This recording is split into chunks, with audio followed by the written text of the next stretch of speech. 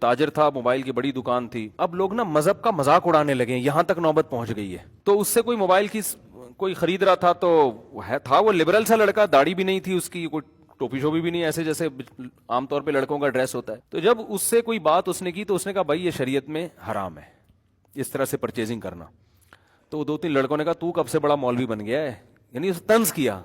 ابھی تو کب سے بڑا اللہ اللہ کی باتیں شروع کر دی ہیں، کیا کیسی ہے، اس کو طنز کیا کہ ابھی تجھے کیا ہو گیا بھائی، سیدھا سیدھا جیسے ہم کہہ رہے ہیں ایسے کر۔ تو یہ چیز ہم اور بھی جگہ نوٹ کرتے ہیں کہ اگر کوئی عام آدمی کسی بھی معاملے میں مذہب کی بات کرتا ہے تو لوگ فوراً طنز شروع کر دیتے ہیں، ابے چھوڑ یار، کیا مذہب، کیا ملا ہے، کیا مولوی ہے، کیا کیسی باتیں کر رہا ہے۔ تو